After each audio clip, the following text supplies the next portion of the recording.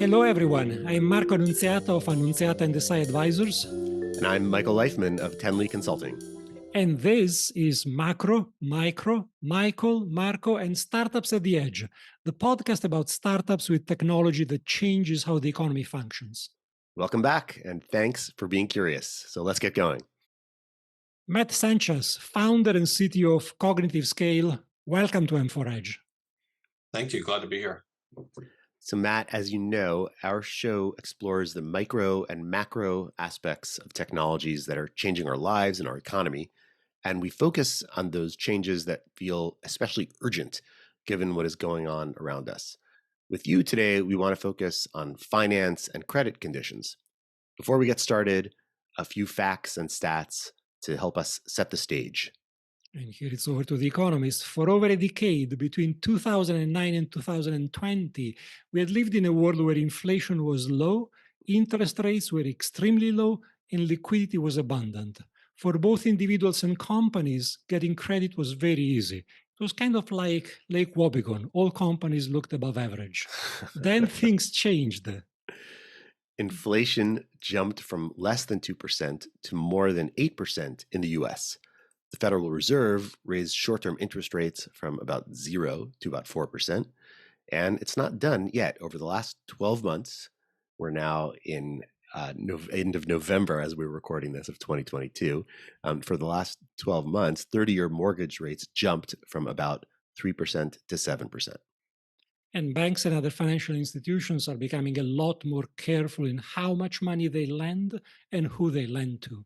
And life for borrowers has become a lot harder and more expensive.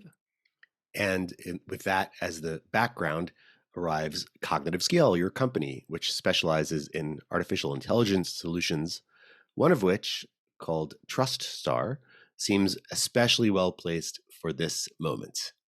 So, Matt, we want to discuss TrustStar, but can you first give us some context for our audience and spend a bit of time talking about what CognitiveScale is and what it does, and in particular, what your Cortex AI platform is? Absolutely. So just a quick background. I started CognitiveScale in 2013. Before that, I was at IBM for about 7 years. And the last 3 years of my career at IBM, I led the Watson Labs team, which was the commercialization unit around the IBM Watson technology. Really the first group taking the research project that was IBM Watson in 2011 and creating commercial solutions with it in the marketplace. And that was a great experience. I learned a lot about what we now call AI in the enterprise, but back then we didn't even call it that because AI was somewhat of a old term. Nobody really used it. They called it other things. IBM came up with a new term called cognitive computing. But ultimately, AI became the term everybody started using again. And now here we are today, and AI is really everywhere. And in the enterprise context, AI has seen a huge resurgence in the last decade. And so CognitiveScale was formed to help enterprise customers generate value, generate lasting business value using AI. And we do that through helping them with a platform and a set of tools in a space we call AI engineering. So being able to apply the right engineering principles around building AI systems, deploying those systems, monitoring the business value that they generate, and being able to do that at scale. So using the resources they have within the enterprise IT landscape to be able to participate in that. We look at AI as a multi-role team sport in the enterprise. And there's really been no playbook for how that team operates. And AI engineering really is about creating that playbook and allowing all of those roles to participate and to drive efficiencies of scale around building AI systems. And there's many facets to that problem, including how you compose different types of models and data, how you govern a system like that, because it is so dependent on data and maybe probabilistic models and other elements that are foreign to the typical IT environment. And there are, the need to align to the business. So we call, the business observability of AI. How do we make sure that people understand if it's generating value or not? And what does that look like? And how do you calculate it? So CognitiveScale has a platform called the Cortex AI platform that is designed for customers to apply those AI engineering principles and to build AI systems. We also have, over the years, our focus, early days of CognitiveScale, our philosophy really always was lead with an application area and a vertical, and then differentiate ourselves with our platform capabilities. And so we started in the healthcare space and really looking at applications like care management and other areas where AI we thought was really a good opportunity to apply AI. And over time, we decided that we also wanted to have our own applications, TrustStar being an example of that, where we saw an opportunity in the mortgage space in the US in particular about a year and a half ago, where we saw that customers, buyers of homes, as well as the loan officers and the real estate agents, a lot of the participants when you think about home buying, there's a lot of data out there. There's a lot of websites you can go to and search for things. There's a lot of information that's opaque as well to these different actors. We wanted to make that all simple, particularly for the sell side of this with loan officers and lenders, being able to identify quickly the referral network that's going to help them identify qualified buyers, connect those buyers to lenders, and really drive a lot of streamlined insight in that space without the end user having to deploy an AI platform or build their own data science team or find their own data. What we solved for with TrustStar was really, how do you do this in a way that, within a couple of clicks in a simple application, you can find that next referral partner, if you're a lender that you need to go work with to identify new buyers. So we used our own platform to do this, of course, and within a relatively short amount of time, we brought this to market as a pure SaaS application that is directly sold to the end user, in this case, loan officers. And we have other things we're doing with it as well, but that's where we started with TrustStar. So we introduced that into our business model earlier this year. I'm already thinking it's 2023. That'll help you when you start having to write dates. You'll be ahead of the game. Right. That's right. But that's relatively new in the journey, and it's been really exciting to see the uptake of it. And it's a way for real end business users to get the advantages of this AI technology without having to do any of the AI work essentially that's required, and to do that, introduce that into the market quickly. And that's how we thought about TrustStar. So different way to monetize our technology, but something we're really excited about. So that was very useful. Thanks. It seems like what you initially recognized, or what you initially hypothesized as the value proposition, was facilitating, if I got this right, facilitating lenders finding new loan applicants. On the website, from the material we've read, it seems like TrustStar does a few other things. It has some help with affordability index and from risk reduction and a few other things. Can you tell us a little bit about what TrustStar does? It seems like it's got these additional features, and I'm curious. In addition, are those things newer, or was that part of your original hypothesis of how you could help? Yeah, good question. So our original hypothesis was very simple. What is it that a lender needs that they don't have access to today? Or if they have access to, they haven't been able to bring it together with a bunch of other data to find the insights that are going to help them improve their business, find buyers essentially in the market. As we evolved that vision, we started to realize that there was a bunch of other challenges. Like, for example, which loan officers should I be hiring to help me improve that business? What kind of compliance issues do I have, and can I get ahead of those faster and easier? Every lender has to deal with fair lending compliance challenges, but it's typically done on an annual basis. It's somewhat done in hindsight. For a lot of lenders want to think about it more in a real-time basis. Can we do that? It's kind of expensive to do that analysis, and again, it's something we can do very easily, really, with very little effort, with the data that we had. And so we basically said, look, we have to pull together a lot of data to make this work. We can't ask our customers to have it, to pull it together. They don't have it. So we've done that as well. And as we built this set of data in the space, which includes loan information, it includes real estate information. For example, we have what we call profiles, entity profiles, around 21 million properties in the United States, 2 million real estate agents, probably about 600,000 real estate offices, every single lender and every single loan officer in the United States. We have data on all of this. And what we've been able to do is create a high fidelity data model using the Cortex technology, and something we call Profile of One, where we can link across these different data sets. And so if you're basically let's say you're a hiring manager at a bank and you want to figure out who should I hire.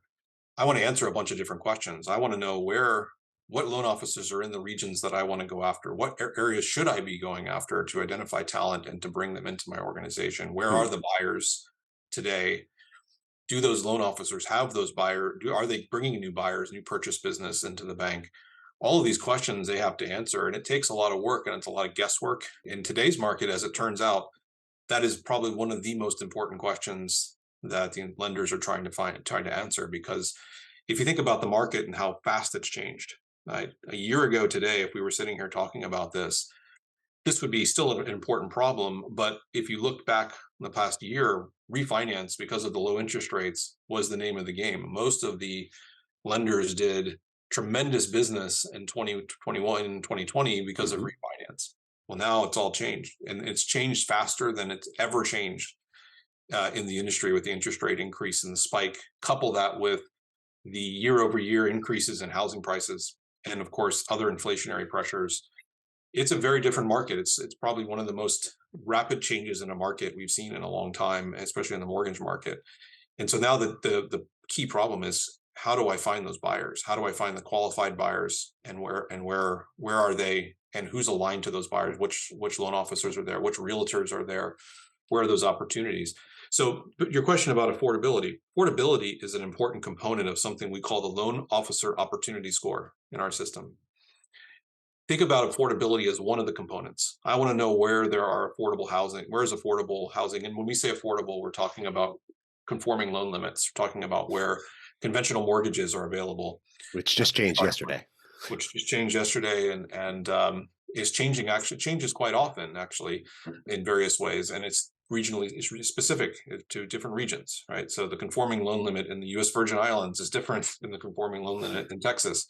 And so you have to understand all of these dimensions, and then you have to be able to present a view to a loan officer that says, here's where your opportunity is today. Here's where there's affordable homes, there's lots of supply, there's good buyer demand, and make that very simple to them. It has to be very easy for them to understand. We can't show them a bunch of statistics and numbers and charts. They want to just see a heat map, a simple heat map that says this county is very affordable, it's got a lot of supply, and you don't have any competition here right now. This is where you should be digging. All right, here's the top 5 realtors that are trending in that particular area. This is who you should be talking to right now.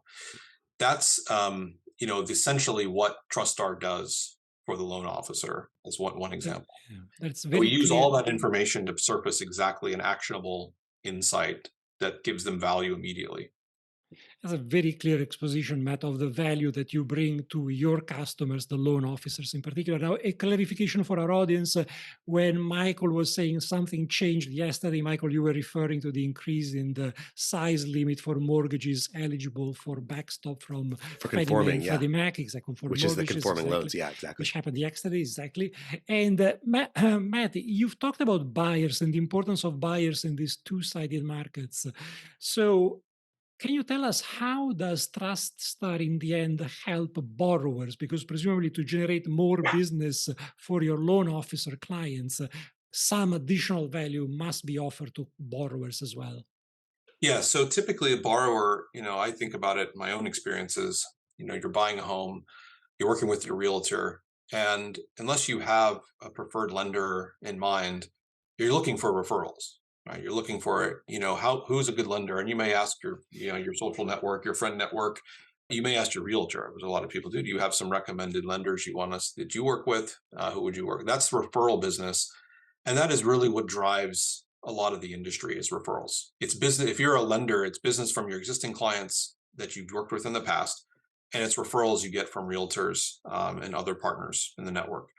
So we came at it from a different angle. Instead of going after the buyer side, which there's a lot of tools out there to help buyers today in the market. You can think of Redfin, Zillow, any tools like that. All sorts of tools that are out there for buyers to understand the real estate market, and even tools to help them understand loans, like who are the lenders. We came at it from the other direction, which is, we said, if we can build higher quality referral networks, we can help our lenders build those referral networks. We could also eventually provide realtors the same view of that information and ultimately go after the entire ecosystem. But we came at it from the lender side. And so we think if the higher quality of those referral networks, the better it is for everybody. You're getting better connectivity. You're getting realtors who have a better understanding of which lenders they can work with. Lenders get a better understanding of which realtors have buyers that match the profile that they need from a product perspective in terms of the products they offer. And so it makes the whole network more efficient. It's just that today we're working on it from the lender side. We could eventually work at it from the buyer side. We've talked about that. It's a different animal, right? Working with buyers. And what we've instead of going after that directly, and the one thing we've learned about the property tech space in general is it's a very rich ecosystem of different products and technologies. And we are working within that ecosystem, partnering with others who perhaps have connectivity into the other parts of the network that we're not focused on. So our strategy right now is to enhance those other ecosystem partners and what they do with what TrustStar has. And that gives us a broader reach. So our strategy is to stay focused in our swim lane, but then to have a network effect as we go out into the ecosystem working with other partners. Yeah, no, that's great. I think having that network effect, it addresses a little bit of this next question I have, which is around fairness in lending. I'm gonna combine a couple questions here. One of the elements of fairness in lending has to do with bias in lending, and there's been a lot of discussion in the last few years as algorithmic lending scores have popped up, and the concern has been that we are basically encoding human biases into hard to decipher algorithms, and where you once might have more easily found an existence of bias, it's harder to determine that because of the quote black box effect of some of the algorithms. So how do you address that issue within TrustStar? How do you ensure fairness in the algorithms? How do you ensure against or protect against bias? Mm-hmm. Well, there's multiple things in your question I'll point out. One is you mentioned something important, which is human bias. And when you think about making a decision like a lending decision, at the end of the day, if you're the buyer, you're the one on the other end of that decision. It doesn't matter that it was a human or a machine. If you were treated unfairly, you're unhappy and you want to know why you were treated unfairly. And so that has to be addressed uniformly. Meaning, if we want to address fairness issues, we have to look at the entire system, whether it's algorithms, people, some combination of both. We have to address all of it. And we need transparency and explainability in that system to be able to address that. So we've taken an approach of really providing them. One of our technologies, we have something called Certify, which essentially looks at fairness within these different algorithms. We can measure it in terms of what we call burden. So if you are, depending on how you define different protected groups of individuals, can you show that one group has a much harder time getting a fair decision or the optimal decision versus another group? And how do you measure that over time? So we have technologies like that we use to apply to different algorithms. But ultimately, the algorithmic assessment is only one ingredient. It actually then has to bubble up into something that is interpretable by the regulators and legally, accurate as well. And there are very well established standards for fair lending where they do analysis of lending decisions. Again, independent of whether they're algorithmic decisions or human decisions or combination of both, they have a way of analyzing that. And so we use a combination of our own technology as well as some new functionality we've created to be able to generate those analyses, those reports, and to do so on a real-time basis. And I mentioned that earlier because a lot of times it's more like an audit process where at the end of the year, you provide all this information to a third party. They come back a couple months later with a report. And it's expensive and it's somewhat, I would say, a cumbersome process. Mm-hmm. We wanted to make that much simpler. And with the data that we have, we can make it instantaneous. And that's where we think providing that additional transparency adds a lot of value to the system as well.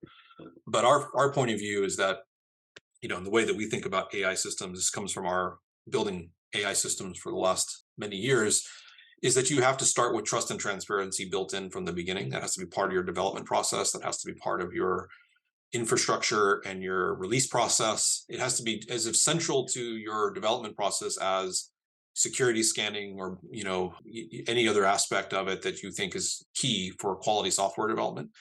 You're dealing with AI, you have to incorporate trust scanning, as we like to think of it, into the system as well. And so that's part of our development process internally. But we also think, from a TrustStar perspective, providing some of these tools out of the box and these views it's value added, and it certainly helps the whole ecosystem. That is excellent. Matt, one last question before we let you go, and it's the following. How do you see the lending and the mortgage market changing in the coming 3 to 5 years, thanks to technology like yours? And in particular, one thought that comes to my mind, do you think that innovations like yours can help established lenders and loan officers contend with the challenge coming from new fintech companies? Yeah, that's a great question. I mean, I think the next several years we're going to see interest rates stabilize around something that's probably historically still relatively low, but higher than it has been in the previous 4 or 5 years. I don't think housing prices, in my view, are going to drop substantially. I think they may ease off in certain markets. They'll continue to be strong in other markets. So that's not going to change. I think the conforming loan limits being adjusted to the extent that they were recently is an acknowledgement of that in some sense.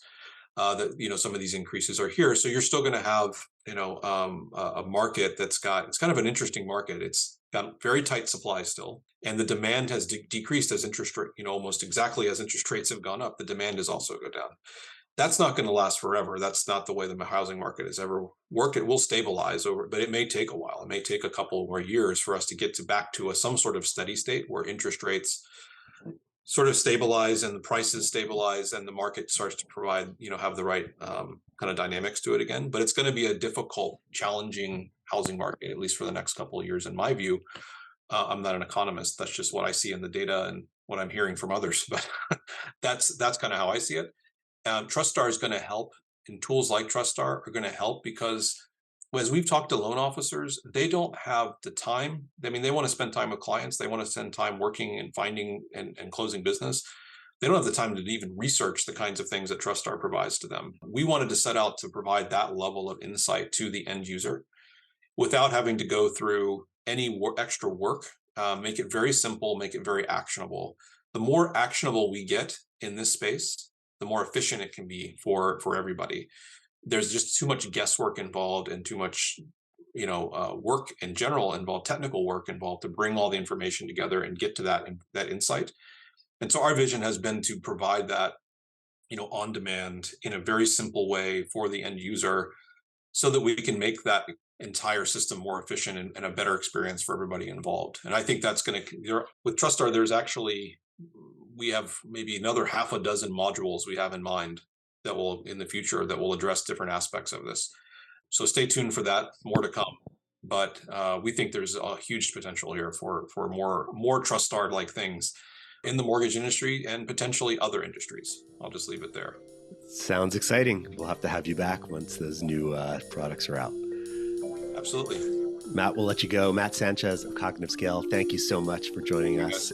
Thanks very much, Matt. Sounds like really interesting technology. So thank you for explaining some of it to us.